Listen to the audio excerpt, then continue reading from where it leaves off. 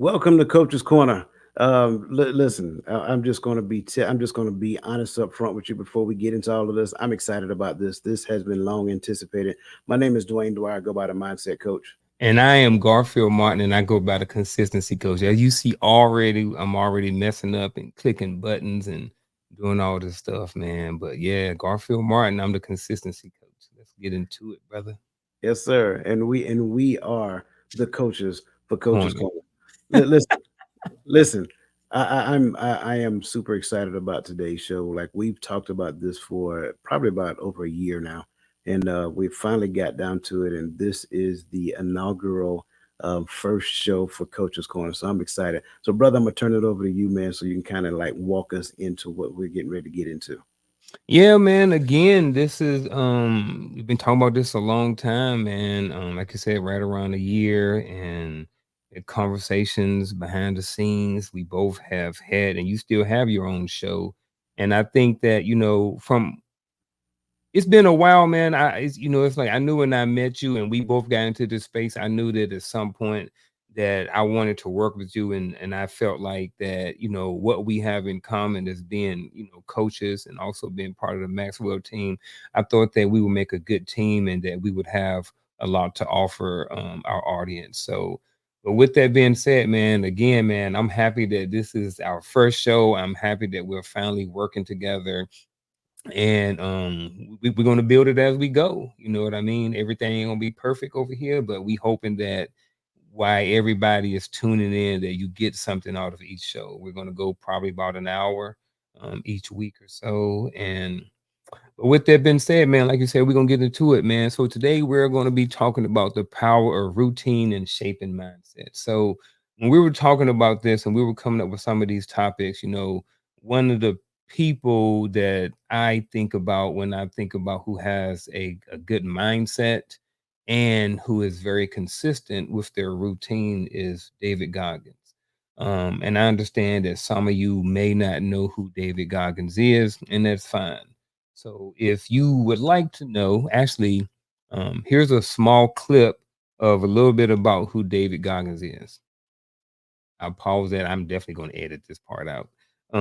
But um, but yeah, man, David Goggins is he's a guy. He was overweight at one time, and he ended up joining the Marines. I'm having a brain fart right now. He ended up joining the Navy. He became a Navy SEAL. He was overweight, he was 300 pounds, but through his mindset and through his consistency and stuff like that, he dropped like his weight down within like a matter of 3 months. He ended up joining the military, ended up becoming one of the he has been known to this day as one of the fittest men or the hardest man in the world. You know what I mean? He's Yeah. done ultra marathons and all these different things like that. So he is somebody I have um, who I've been kind of looking up to for a little bit of time. So um go ahead, coach. What you got? Yeah, it's I heard, and I could be totally wrong. I heard that he is probably one of the only people ever to like be a part of the elite forces in multiple branches of service. Like I heard he was Hmm. a Navy SEAL. I also heard he was like an Army Ranger or something like that as Yep. well. He went Um, to Ranger School. yeah, that's like phenomenal, man. Like, Yeah. I mean, bro, it's tough. Yeah. So I'm curious now, because I'm learning, and that's one of the beautiful things about Coach's Corner is that you guys are not only learning, but we're also learning as well as we start unpacking these people, especially me as it pertains to David Goggins. But if you don't mind, could you kind of like share with us, like, and I know that David Goggins is your guy, right? Like you just said, so, how did he become your guy? Like, what is it about David Goggins that kind of drew you to him? Oh, so kind of what drew me to him. Well, first of all, it kind of started doing a little bit before the pandemic, before COVID, around 2018 or 19. And I think I was in my early 40s, and I was trying to figure out life. I was trying to figure out what I wanted to be in life, where I wanted to be, what I wanted to do, all of those things. And at the end, I ended up, it was me trying to figure out, it was my time to advance in life and go to my next chapter and find my purpose in life. So for me, being in the military for 20 years, having a mom and daddy who didn't, who pretty much gave it to me like it is, I didn't need anybody to sugarcoat anything for me. And someone like David Goggins, he doesn't sugarcoat his message. It is what it is. He uses harsh language, he uses foul language, he uses MFers and Bs and all of these different words. And he used a lot of words that people, when they hear them, they would consider that as being triggering, or they may feel a certain type of way about it. But for me, I kind of embraced it because I remember going through basic training and being yelled at and being fussed at. And when I was yelled at and when I was fussed at, good, bad, or indifferent, I always did what I was supposed to do.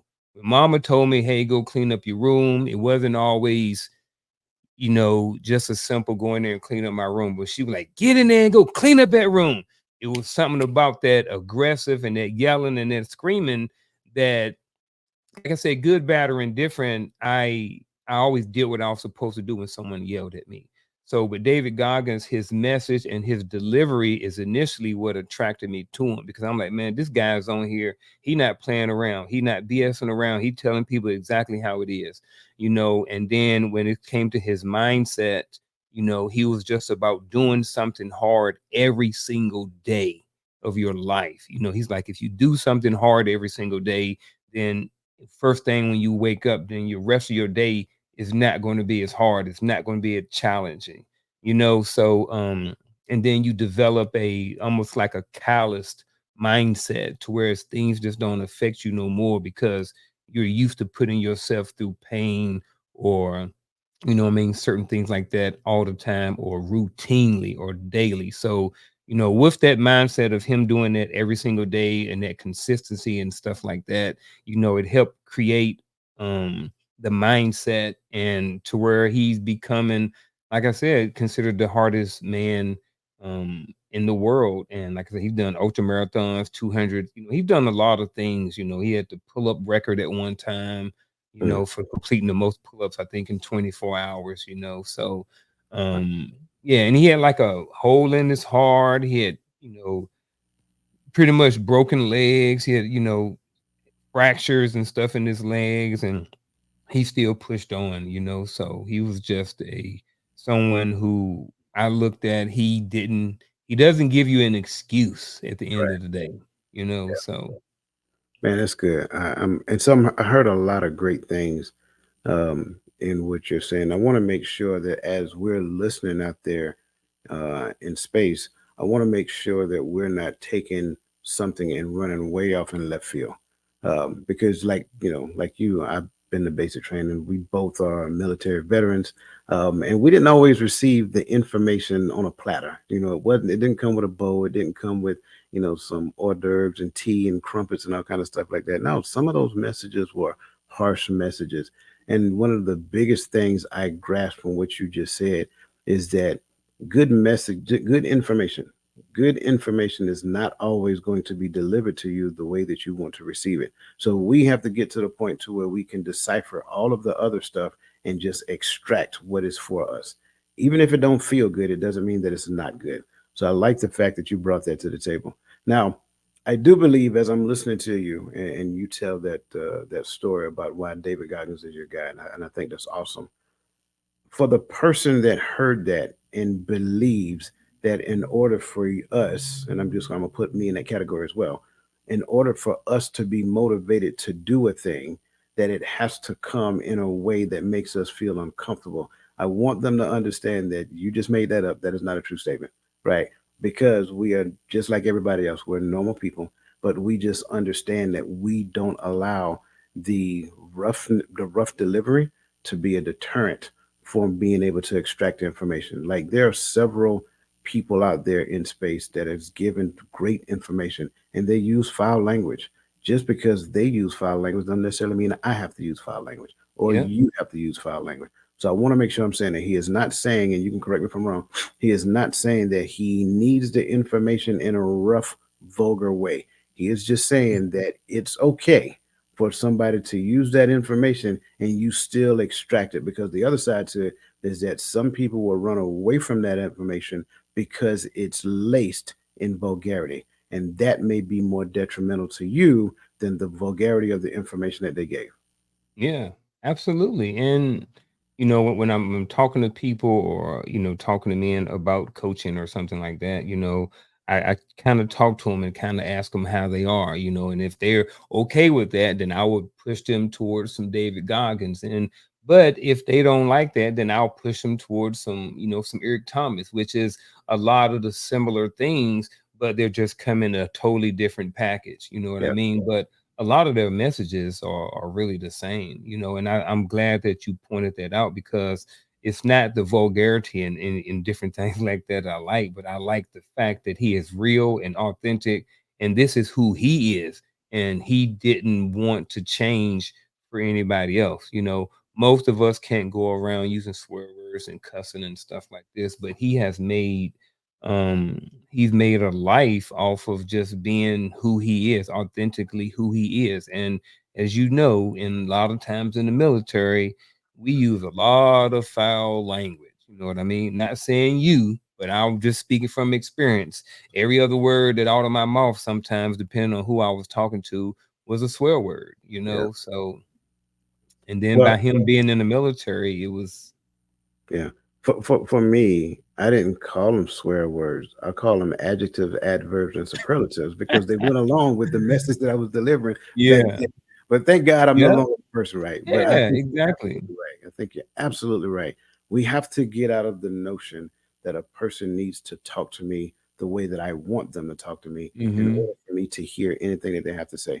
Sometimes, and I think this is a life thing, sometimes people are going to use the harshness of language, and a lot of times we got to realize it was our behavior that kind of enticed it in some cases, right? I'm not saying that it should be that way, but it is like it follows the normal pattern of human interaction.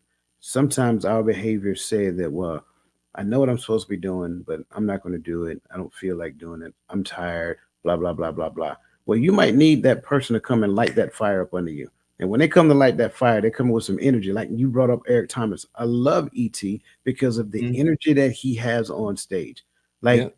he's not going to be in the three-piece suit. The brother going to have a baseball cap on, maybe a t-shirt and a pair of jeans or whatever the case may be. And you're going to get raw Eric Thomas. And it's Yep. full of passion. It's full of emotion. And in most cases, it's going to be laced with the word of God. He may not Mhm. necessarily use it though.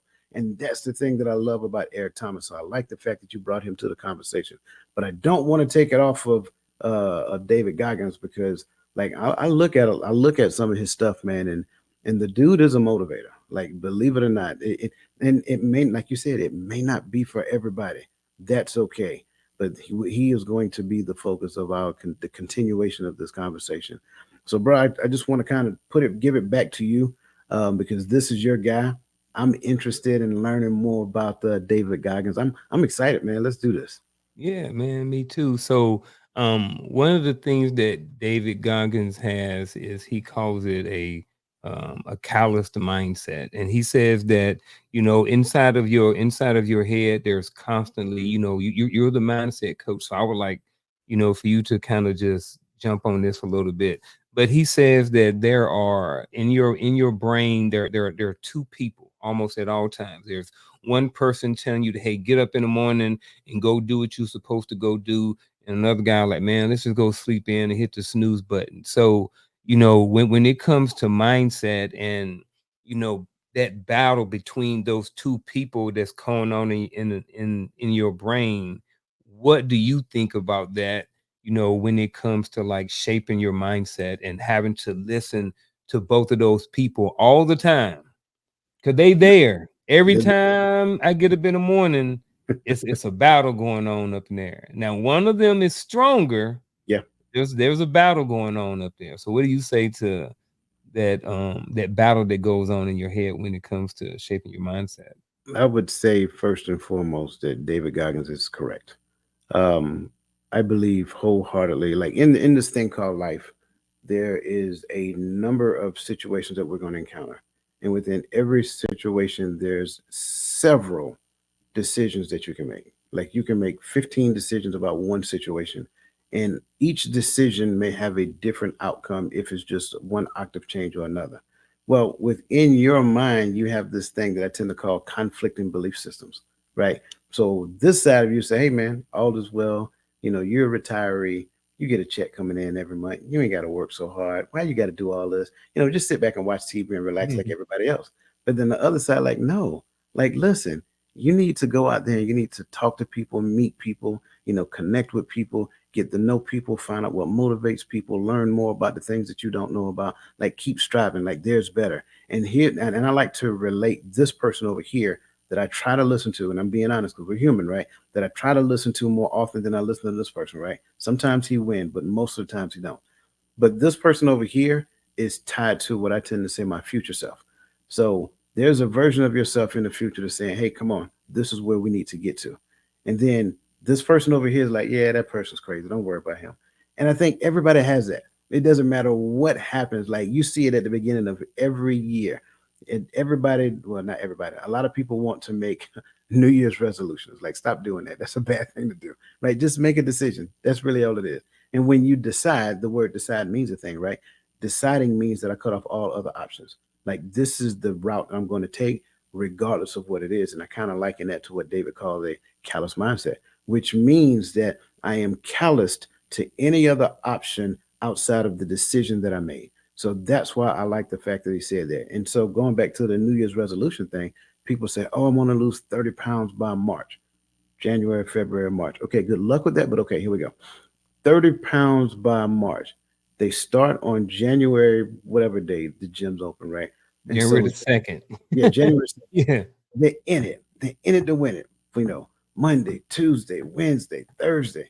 Then what happens is that lactic acid start kicking in. And like, oh, this don't feel good. So this person Mhm. starts talking like, hey man, you know, you can just sleep in today. You done been to the gym for 4 days this week. It's okay to take a day off. And that's how it Yeah. starts. It's okay to take a day off. So you You start. sore, you need your body need to rest. Right, exactly. And Yeah. that's what that lactic acid does to you. That's the pain you feel after the next day of your workout, right? And so it starts rationalizing with the feelings that you have. And so the more that they connect, the more they are in relationship with one another, then they're going to convince you, say, you know what? I did go to the gym 4 days this week. I'm gonna take this day off and I'll pick it back up tomorrow. But here's the best part about it. You just started that lactic acid isn't going to leave you within 24 hours. It's still going to be there and it's going to slowly go away. And so the next day, you're like, oh, I'm still a little sore. Yeah, I'm going to take this day off too. So now you done missed 2 days from the gym. So now we're on day 6 and day 7 coming around. Oh, it might be Sunday. You're going to church, all this other great stuff. We're going to eat a great meal, family meal. So now I don't want to leave the family and just go to so we start making excuses.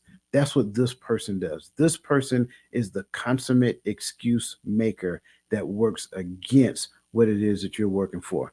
And I kind of I created this social media post. I was on TikTok, a friend of mine's, and I came up with this idea. He was talking, and somebody mentioned fear. And fear, I love talking about fear because we got to really put it in its proper perspective. And I came up, it just instantly it came to my mind. Historical facts create factors that contribute to the factory that is working against the future that you want to create for yourself. So as long as we stay stuck in the historical facts, then we create emotions about those historical facts that become factors today in our life, and those factors begin working in the factory, making it virtually impossible for you to achieve the outcome that you want. And that's what we mean when we start talking about those conflicting belief systems. I have a belief system that said my future is going to be great. My future is going to be bright. I'm gonna have an awesome life, and I'm gonna have awesome friends, and I'm gonna have awesome people around me, and we're gonna do awesome things for the world. We're gonna change the world. But then historical facts say, well, you can't do that. You got to work twice as hard. You got to be twice as smart. You know what I'm saying? All those things start coming in, and then you get into a relationship with those things. But what about these things over here? This is getting less attention, but this gets more attention. And you know how that works. Wherever your attention flows, your energy goes. And once that happens, man, it's just all downhill from there. So I love that concept. Yeah. I get it, man. It was something you said in there. You said constant excuse maker. Man, like I never heard those three words put together like that. and it made a lot of sense. And then I'm a speak to the other side of the historical facts. Mhm. When you were talking about, I think that's true. I think a lot of times when we go back and look at things, a lot of times it's the negative. But I think that it's good to look back and look at the positive. So, like, let's take the same example of someone, and we're talking about mindset right now. Yep. Someone who is starts off on New Year's January 2nd in the gym and they hardcore, hardcore, hardcore. I think it's important for them to look back over those small wins, identify them, and celebrate them.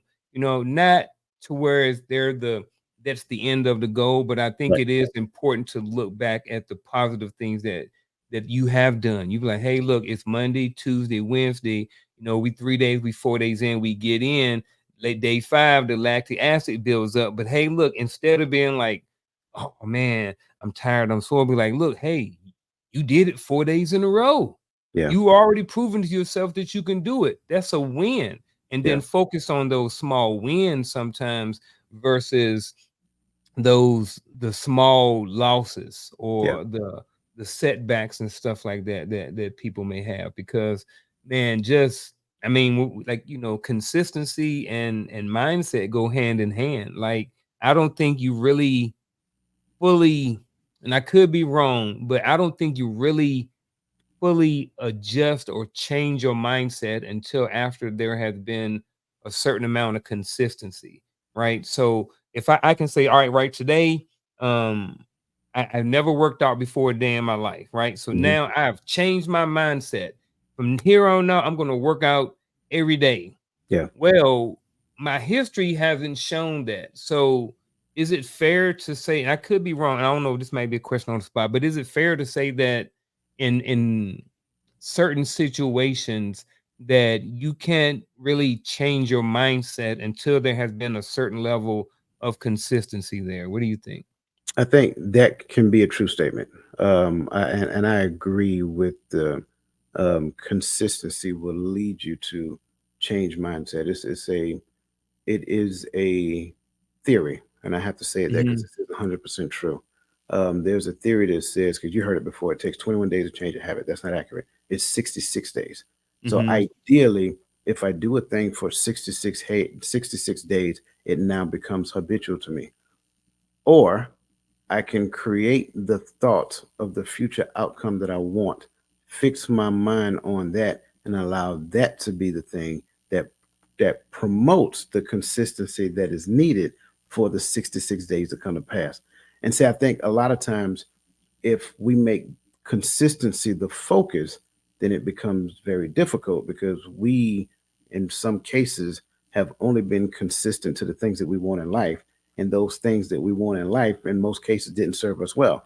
So we Mhm. became consistent for the things that didn't serve us well and then ruminate about the outcome of the things that we got.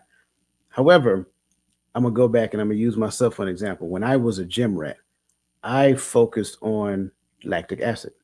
So if I went to the gym today, I am looking to feel the fact that I went to the gym tomorrow. If I don't feel the Absolutely. fact that I went to the gym tomorrow, I wasted my time and I need to increase my intensity when I go to the gym today. Mhm. So the small wins that you were talking about, they weren't past, they were future. So Yeah. I am looking to the future for the pain that I'm going to feel, for the outcome that I'm going to for the workout that I'm going to do today. If I don't feel that, I wasted my time yesterday, and today I got to ramp up the intensity. Why? Because tomorrow I'm looking to feel the pain. And I think that's the thing. If we focus, right, and I'm not saying that you're wrong, I'm agreeing with you 100%. If we Mhm. look back in the past, let's look at the small positive things that happened in the past. If there was a bad thing, let's create a positive out of the bad thing. What's that? The lesson that I can learn from the outcome of the bad thing. There is something that I did that created the outcome that wasn't favorable to me. What did I do? What was my habits? What was my behavior? How did I respond to adversity? What can I learn when I look at those things? Then that's the thing I take. Don't bring the emotions forward, bring the learning forward if it was an outcome that you didn't want. For the future that you want, what is the small incremental wins that you can achieve? For me, those wins were the pain that I'm going to feel the next day. If I didn't get it, intensity got to go up. I get that, man. It's almost like they work together. I think it's both. I think in this situation, the chicken can come before the egg, and I think in this situation, the egg can come before the chicken. I think Yeah, that consistency can create mindset, and I also think that mindset can create consistency. yeah. You know what I mean? So I think it's both. You know But what I see, mean? the challenge is we got to ask ourselves, what do I want, the chicken or the egg? That And, part too. and neither Yeah. one of them is wrong. That's the best part about it. Yeah. Neither one of them is wrong, but we have to decide within ourselves because a lot of times we stay stuck chicken, egg, chicken, egg, chicken, egg. I don't know. Hmm. Right? Yeah. I don't know is not an answer. As a full grown adult, we should get out of the notion of saying, I don't know, because Hmm. you have way too many outlets to know. So when we admit something, like I'm not saying that in the midst of conversation that we're having right now, you ask me a question, I don't know, but I should not Hmm. stay stuck in I don't know. I don't know Yeah. should never move me to complacency and choosing to do nothing because I am still stuck at I don't know. If you don't know, go figure it out. Go find an answer. Pick up the phone, call Garfield. Pick up the phone, call me. Like we can help get you unstuck. But choosing to stay stuck should never be the answer. Yeah. I think that's important, man. Real important. Cause, a lot of times when, we go back to the working out thing, a lot of times people say, well, I don't know what to do. So if you don't know what to do, a lot of times people don't do nothing. But Right. I think the average functioning adult knows that, and I could be wrong, but I think the average functional adult knows that they need to, in order to lose weight, they need to move their body and probably eat cleaner and eat smaller portions. You know what I mean? Yeah. Even if you don't know anything, I think the average American knows that. You know what I mean? So even if you start there until you find a coach or until you find a trainer, until you find a gym, but like you said, I don't think that just being stuck and staying there is the way. I think in order for you to have a change in mindset or to develop a certain level of consistency, you got to start doing something. You got to At do some something. point, you got to move. So at some point, you got to put actions behind your words and actions behind your thoughts. You know Yeah. what I'm saying? Yeah. I think, and I want to dispel another myth out there before we get back to David Goggins, right? Hmm. Um, I know eating clean is expensive. I got that. I understand that. It's not going to be made it's not going to be made easy for you to do it.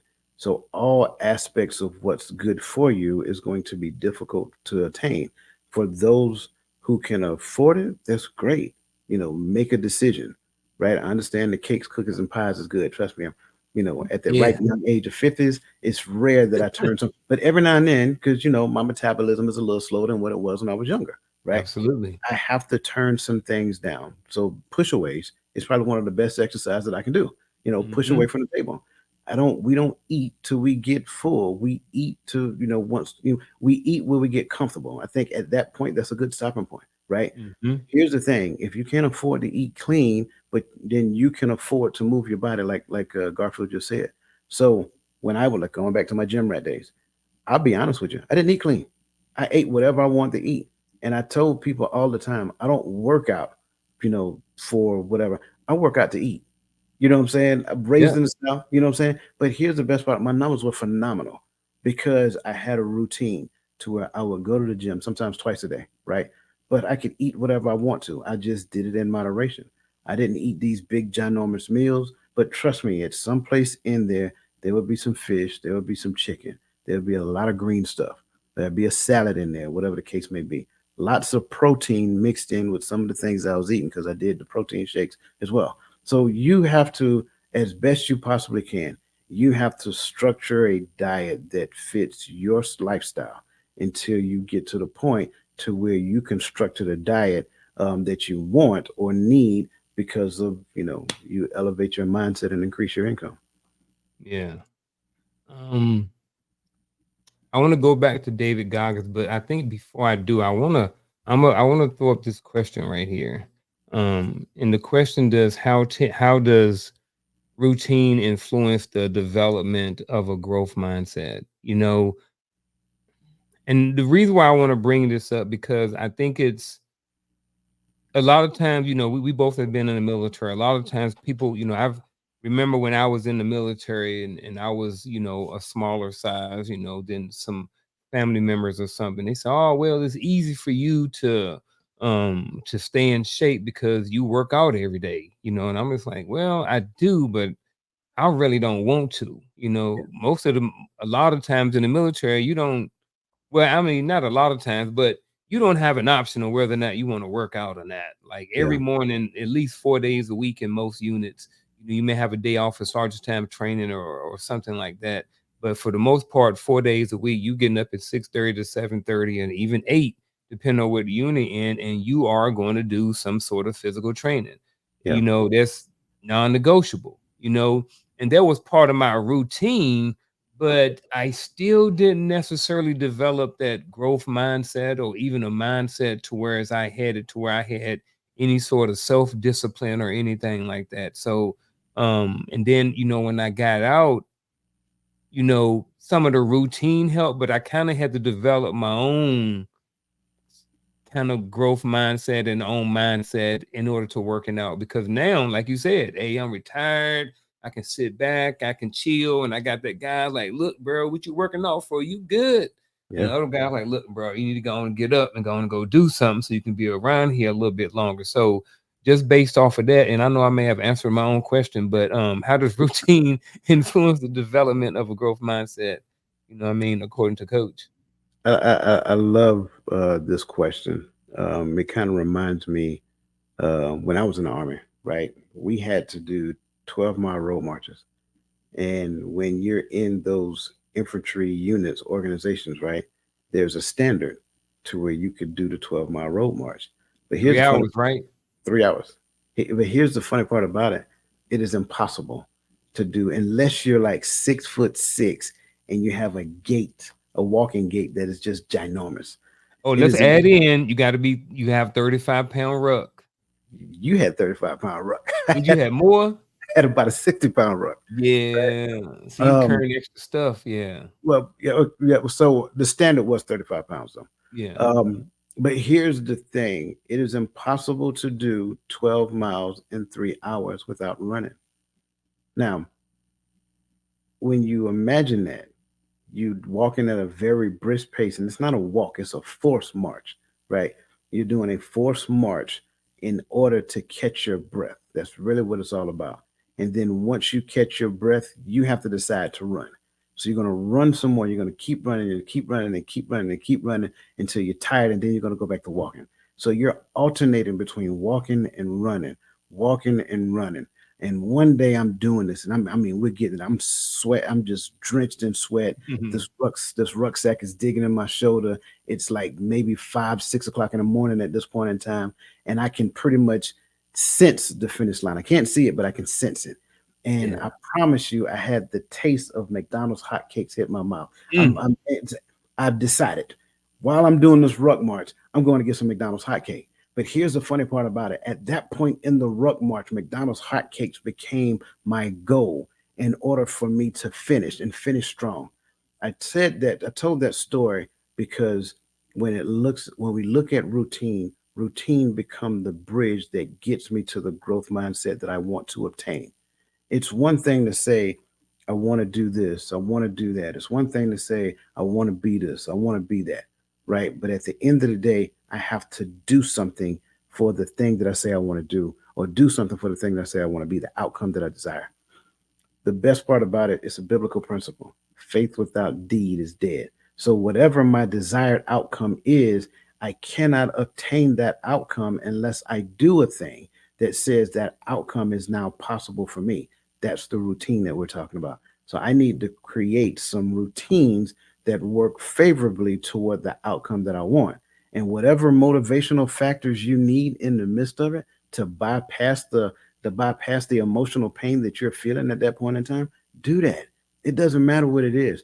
Create whatever little, I don't know, ghouls, ghosts, and goblins that you need to create in your head to get past that point that's saying that's telling you, because trust me, in the midst of that road march, like, man, just quit. Just take a break. Like, if you don't make it in 3 hours, they ain't gonna put you out the army. They ain't gonna, you're not gonna be reprimanded. Like, what's the point? So it has to be something that is more than just the pain that you're feeling in order to attain the outcome that you want. So for me at that point, it was McDonald's hotcakes, right? And I did go get it, but it doesn't matter. It's the fact that that thing was the thing that I used at that point, and I don't know where it came from. I didn't think about it intentionally. It just showed up in my mind, and I could literally taste it in that moment. That's the type of desire that you have to have for the growth mindset and the outcome that you want, so that you can develop the routines that you need to develop at that moment in time to get you to the next layer, so that you can continue to keep leapfrogging from one pad to the other. Man, you're on it. And one thing that I picked up when you was talking about something about has to be more than the pain, right? It's almost like your why, like having a reason why. Like Hmm. those McDonald hotcakes had to be more of a motivator than the quitting or whatever else it is, and that's what I like to tell people too, is that, what I mean, when you finding your why, or like when you think about that snooze button, your purpose for life or whatever it is you're doing, lose that 20 pounds, fit in that wedding dress, whatever it is, Hmm. that that whatever that motivation is or whatever that thing is, it needs to be louder and stronger than you hitting that snooze button. You know Yeah, what I'm saying? yeah, But it's hard sometimes, yeah, man. Just speaking from, people like us who are retired and, who have, made some decisions in their life to where they can shed some things off of their life and live a more relaxed lifestyle, because honestly, that was me. And that's part of the reason how I found David Goggins was, I was like, man, I got my retirement, I got my disability, it got me a job. Like, man, I'm doing decent. I'm good over here. I don't right, really need to work out. I can just sit back and be a school counselor for the next 20 years, 30 years, and then collect me another check, and then yeah, retire at 61 and never do nothing. yeah, But then I started sitting around and started listening to these guys, and it was like, it ain't over yet. Like, you're not done yet. He was talking right, about people who had, athletes who, they made it to a certain level, and then once they stopped playing, they gained weight and end up becoming a shell of who they were because they stopped chasing, yeah, and then I got sons and I want to be there for them. So I want to live. So, me being around here for my wife and for my kids, for my grandkids became louder than hitting that snooze button in the morning, laying my behind in the bed for another 2 or 3 hours. It was like, nah, bro, get up, go do something. Bro, I had a fight this morning with the joker in the head. Bro, had to fight with that Joker. And I'm gonna tell you one thing about it. He lost, he won the first round. mm, You know what I mean? But yeah, I came back in the second round and knocked his butt out, yeah, because I was supposed to get up at 4:30. And no, I was supposed to get up at 4, leave by 4:30, go do a sprint workout at the school with one of the running groups I'm in, and do 100 burpees. When I was just like, man, I rolled around the bed until that sun popped up, and then I was up. But I was like, man, I'm gonna get it before I'm gonna get it. I'm gonna get it in this morning, yeah, yeah, and I was able to do it only because I'm on spring break. mm, Had I not been on spring break, I wouldn't have been able to do it. yeah, I was lucky. So I got up, and instead of me doing my 100 burpees and then doing my sprint workout, I did 2.5 miles, and then I did every half mile. I had to drop down and do 20 burpees, bruh. That was rough. I can 'Cause imagine. you're already tired from from running, and then you gotta do 20 burpees. How'd you do 20 burpees? Man, I was tired. I ain't feel like Yeah, running no more. I So, bro, got I was all in my head today. All in there, bro. All in my head today. But like I said, because I won and I still conquered and I still set out to do what I said I was gonna do, I still won. Well, I ain't gonna say I knocked him out. I won by decision. You got know you, what I mean? You got you, know what I mean? Because got I didn't get up.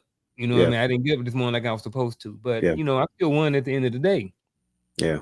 And so this is why I so like that, because here's why I like your story, because it's very similar to the Ruck March, right? The best part about it for me, and I often back then why did I not stop? Well, because and it's Pancakes. it's It's amazing when you stop and think about it, right? Because you'll get the right level of motivation that you need in the right time so that Mm. you can actually keep going. Here's the best part about it. I couldn't get to them pancakes until I got to my car. Yep. So that's why I didn't stop. Yeah. It doesn't really matter though. The only thing that matters is that you win. And here's the other part I added. I'm gonna be quiet so we get back to Goggins. I think for the most part we need to restructure our mentality about success. Success for you was getting out the bed. Once you get out the bed, you was good. I Yep. know you. Like once you got Yep. out the bed, you was good. It was just Yep. getting out the bed. So Yep. if we reframe our mindset of what success is, a lot of times we want to be the best of the best because we're comparing Mhm. ourselves to other people. But why not reframe your mindset to be better today than what you were yesterday? Why not do one more than what you did yesterday? Just one more, right? And I think it's a book. I can't remember who wrote it. That's the name of it. Just one more. He's a physical fitness guy as well. It's right on the tip of my tongue, and I can't call it. I'm gonna tell it to you after the show. But it's Okay. called Just One More, right?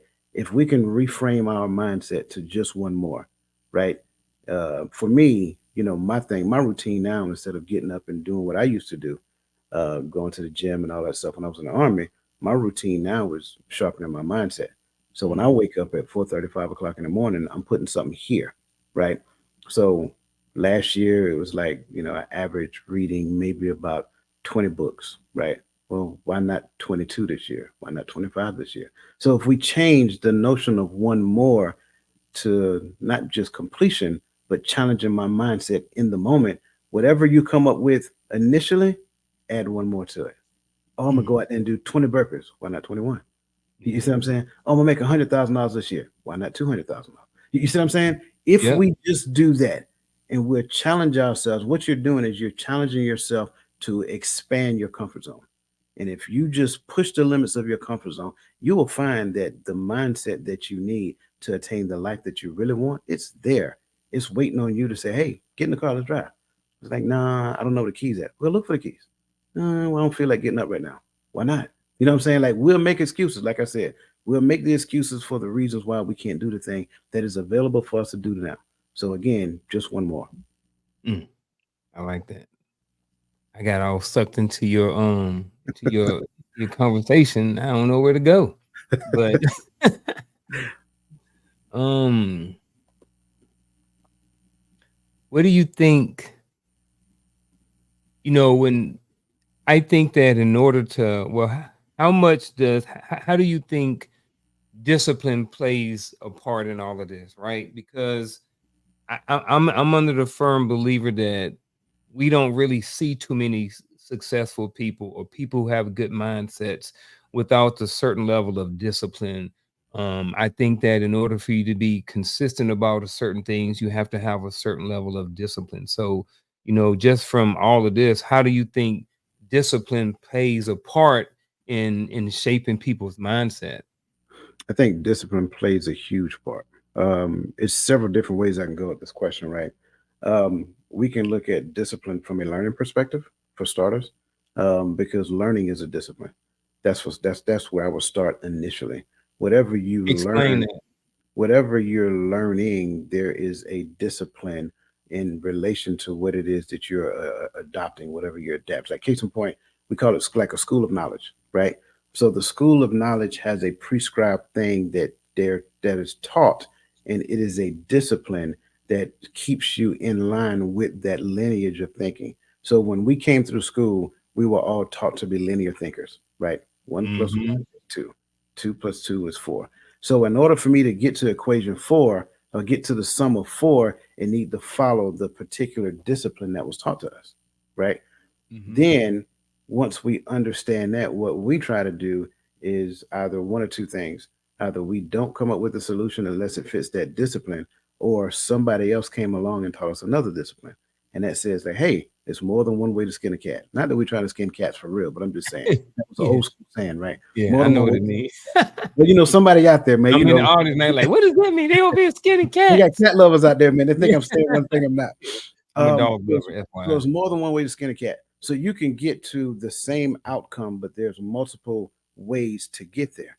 So now when you teach a person that initial discipline that you taught, that initial school of knowledge that you had that got you to this particular outcome, even though that's a way to do it, it's the most least preferred method to go about.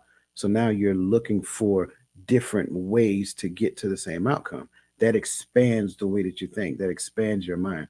Why is that important? Because the second phase of what I want to say in discipline is disciple, right? So what does that mean? That means I need a person to show me the different ways that they did it. How did you do this? I'm not fixed to how you did it. I look at how you did it as a way. So you did it that way. Let me see some. How did you do it? I did it this way. How did you do it? I did it this way. So now these are different ways to doing the same thing. You got the David Goggins of the world. And I can even go as far like we got John Maxwell in common. He's over the shoulder. Right? We got John Maxwell in common. Did they achieve the same things in life? No. Nope. John ain't never been in the military. But have they achieved success in their life?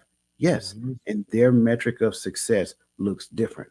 So now, whatever your metric of success look like, we need to become a disciple of somebody who has modeled it for us. It doesn't mean that you have to be in constant communication on the phone like we once believed, right? But just look at what they're doing. Like kind of try to look at the way that they process information. Try to mirror their behavior. Try to mirror their syntax. Try to mirror, their response to adversity, and then say, how can I do something similar? So, when we look at discipline to get to the outcome, it's a number of things that we first got to look at. First, we got to decide based upon the initial discipline of problem solving, because that's what this thing is. This thing is the consummate problem solver. That's why I tell people stop looking at the news and so forth and so on. Why? Because every problem you see on the news, you'll be like, why did they do that? I don't understand why they did that when they could have done this. Well, what are you doing? You're actively solving the problems that they're giving you on the news. That is a waste of mental energy when you have enough problems in your life that you can solve. So the discipline to stop paying attention to the information that does you no good. Listen to people like us who really care about the outcome of your life, right?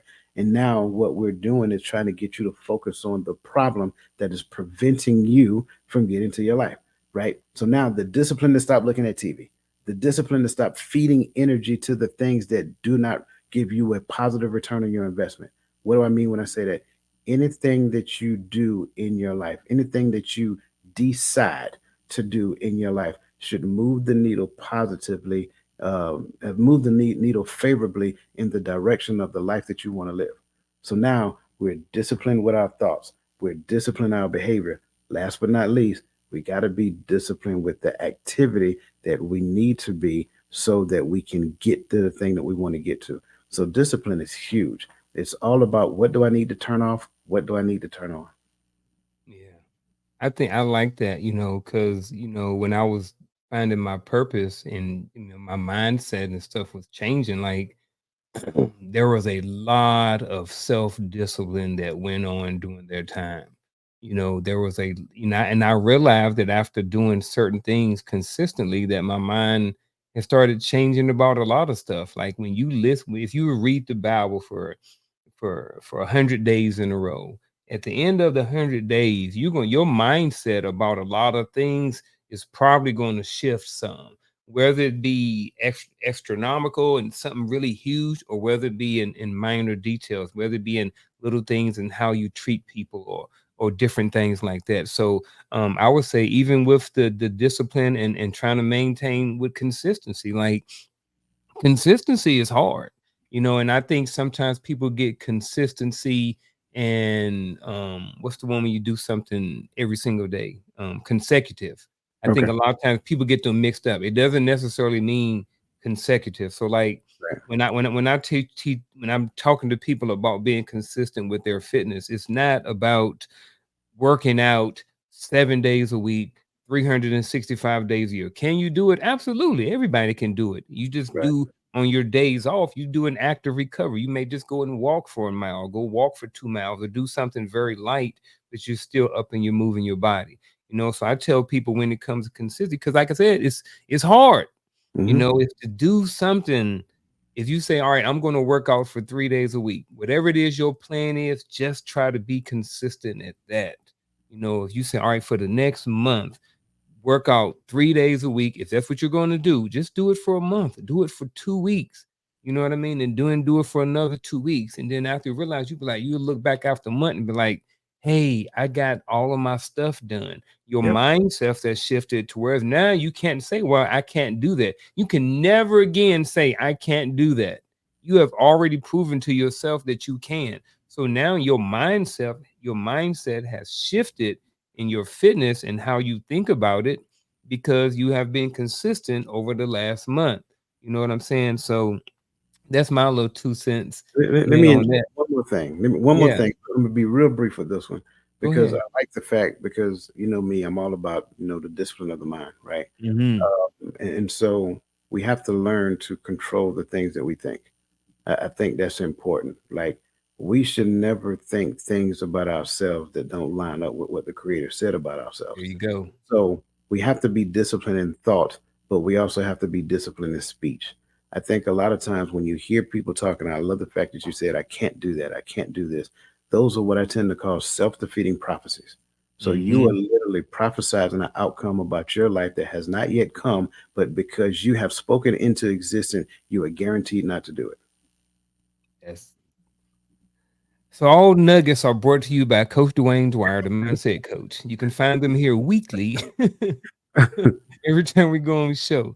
But no, that's real, man. That's something small and little nuggets, man, that people can chew on for a minute, man. Absolutely. Um, where we want to go from here, man. The sky's the limits, Mm, bro.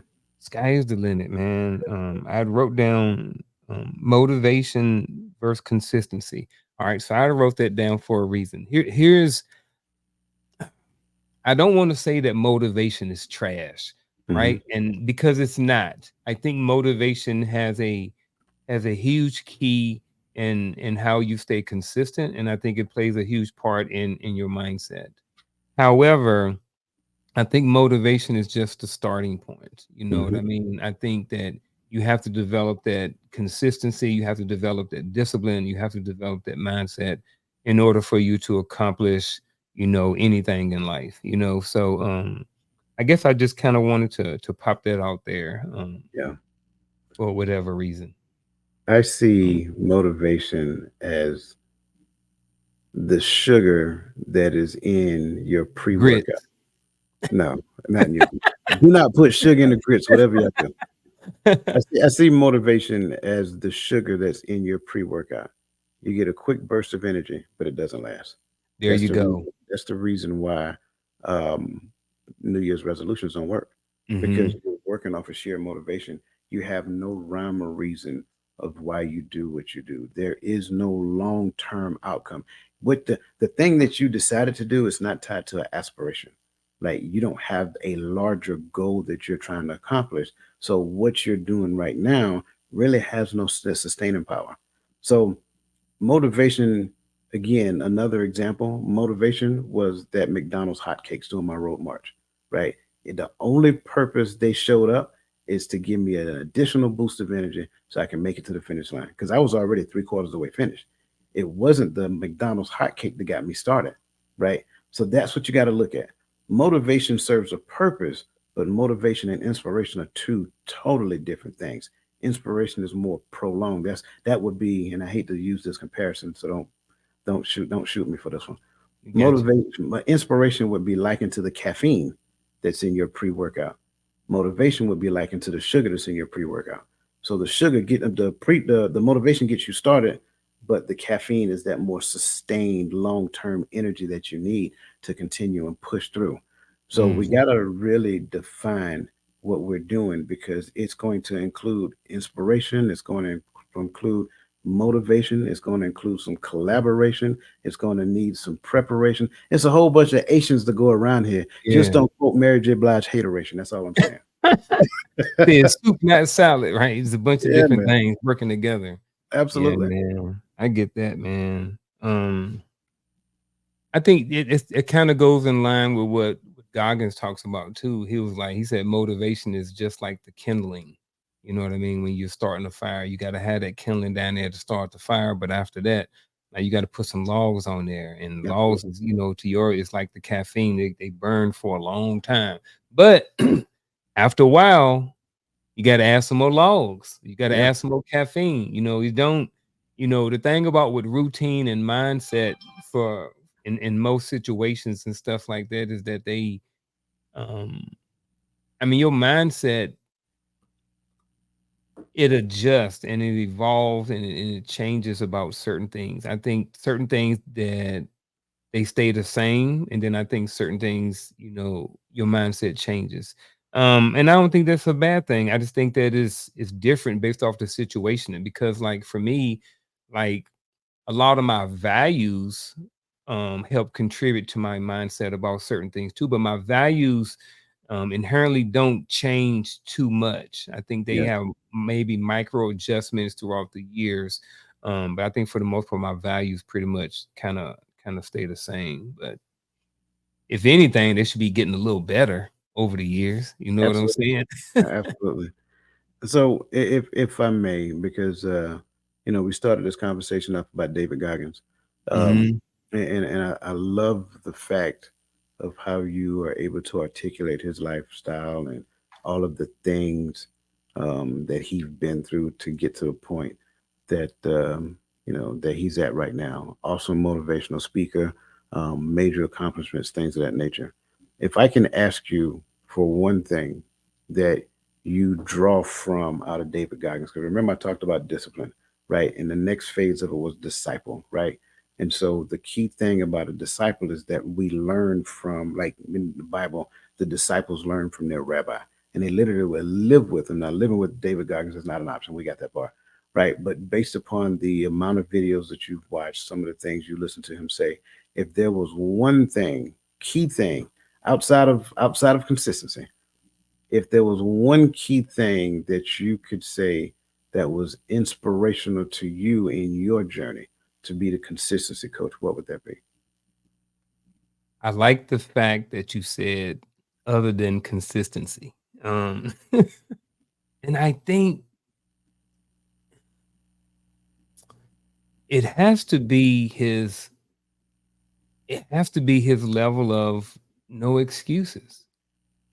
I think that when you can eliminate excuses in your life, you have no other option but to excel in Mm, whatever it is that you do.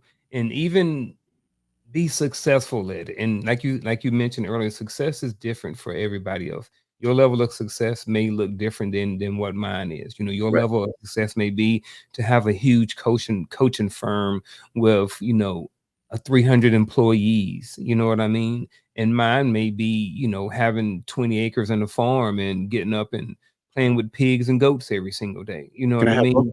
Can I have both? Yeah, you can have Okay. both. I just Yeah, want to make man. Yeah. But but the success looks different, and I think that when you leave yourself no excuse to do something, I think that you can be successful. So the biggest takeaway that I think applies to my life is no excuse. Like you don't have an excuse. You don't have a reason why you can't work out. Like I'm not in a position physically where I can't get up and work out. I'm not in a space mentally where I can't get up and work out. I'm not in a space physically or mentally where I can't work on my coaching business. I'm not at a space mentally and physically where I can't. It's right. like throw away the can't and figure out how to. What I Mm, mean, figure out a solution to the problem. So, just the no excuse attitude is probably the best thing that I have picked up from David Goggins in all of this is yeah, I like that, ain't man. I got no like, excuse, brother. yeah, I like that, man. I like that. Like we have to learn to eliminate every excuse that we come up with. And I think for the most part, when we think about it, it's almost like getting to the point where you stop blaming someone else for the outcome that you're experiencing. Once you stop playing the blame game, which is really what excuses are, right? When you stop playing the blame game, then what you're doing now is you're saying, I am completely responsible for the outcome of my life. Eliminating excuses out of your life make you solely responsible. It doesn't matter if I won't let you in the door. You at that point you say, well, he didn't let me in the door, or why didn't he let me in the door? You see what I'm saying? So it has to Mhm. be something about me to where he prevented me from coming in the door. So what do I need to learn about myself in this particular moment? Probably one of the best questions that we can ask. So man, I love the way you answered that question. And if you didn't get anything else from this conversation, stop making excuses. Yeah, absolutely. And I appreciate that, man. And I know we're about to wrap up right now, but before I do, I want to close with some actionable advice that that we have that we can give our audience. I'll go first, and then I'll let you go, and then we can wrap up after that. Is some actionable advice, and I'm going to speak from just the consistency part. And if coach want to do consistency, combine the two, or just do one, that's fine too. But I just want to speak to the consistency part of this conversation and the routine. Over the next week until we're back here next week, I would like for you to just um, write down something that you want to be successful at, whatever it is. Just write down one thing that you want to be successful at, and then spend 20 minutes a day for the next 7 days learning more about that one thing. What you're gonna find is that 2 times 7 is what, 14. So you got 100, and if that's right, yeah. So that's 114 minutes. You know what I mean? That almost 2 hours that you're going to get more information on how to be more successful in whatever it is you want it to be, whether that's financial literacy, whether that's learning how to write a will, or whether that's life insurance for your family, whether that's just being a better person. So, just for the next 7 days, write down one thing that you want to be successful at and spend 20 minutes a day researching or trying to figure out more things about how to be successful in that category. Man, I love that. I love that. For me, and I kind of liken this, and I think everybody experienced this. Whenever you get to the point to where you want to buy a car, you decide the car that you want, and then it just seems like whenever you leave the house, all you do is see that brand of car everywhere you go. So for me, I want you guys to decide the outcome that you want. Like, figure out what that is. Be as descriptive as you possibly can with that thing. Go find a picture of it, put it on the wall, whatever the case may be. And then I want you to be intentional about thinking about that thing. So, what do I mean when I say that? If you have one of these, I want you to create a calendar invite to yourself. And I want you to meditate on that thing for at least 4 times a day at the rate of no less than 5 minutes a day. Now, here's the deal, it's going to be difficult to do 5 minutes initially, right? I'm going to ask you right now to give yourself some grace. If you can't do 5 minutes uninterrupted, then that just helps us to understand how much how unfocused we really are. Okay, so build up to the 5 minutes. Do not stop. If the first time you do it, if there's a break, that's fine. Get back to it, right? But get to the point to where you can think about that thing for 5 minutes, 4 times a day. I mean, think about it. That's not a lot of time. That's not a lot of time. 5 minutes, 4 times a day. And if you do that on a consistent basis, then you will start to create the outcome that you want to achieve in your life. So let's start there. 5 minutes, 4 times a day, the outcome that you want in life, and be as descriptive as you possibly can. And the way AI works today, AI will create the image that you tell it to create. So create that image, print it out, put it on your computer screen. I don't care what you got to do that. I'm going to say again, 5 minutes, 4 times a day without fail. And I think that'll be good enough to get it started. Bro, that sound hard. Huh. Not Five, sound hard. It sounds doable, and I'm already just looking at that, and I'm just like, man, where's the you? Because we both said 20 minutes. I noticed mhm. that we broke it down differently, though. Yep, You know what I mean? Which I think is good too, because I think the people that are watching, they can see I can do this, I can do this, or I can do both. that's the You know what I discipline mean? I'm It's talking for about. discipline part right there, Right. because I mean just knowing who I am, it would Mhm. be easier for me to do the 20 minutes at one time. But Until to you try set it. the calendar until I try it. Right. setting up a calendar invite because I'm looking at, man, where am I going to find 5 minutes four times a day? Well, okay, where I got one, I'm going to the bathroom. Just be honest, it's You five get minutes 5 right minutes there. out there. Yeah, Yeah, yeah, I can get 5 minutes out of there.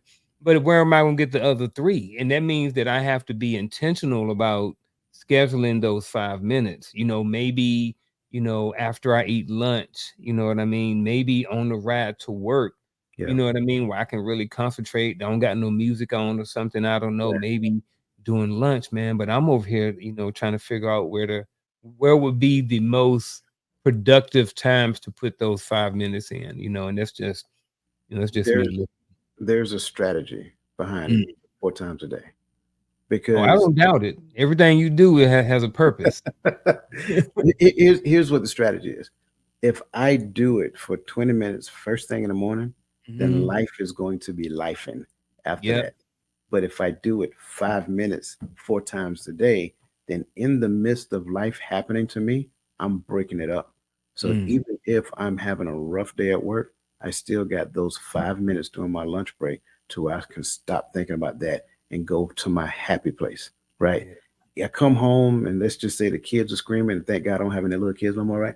But let's Yeah. just say the kids are screaming, the dog is barking, everything is in disarray.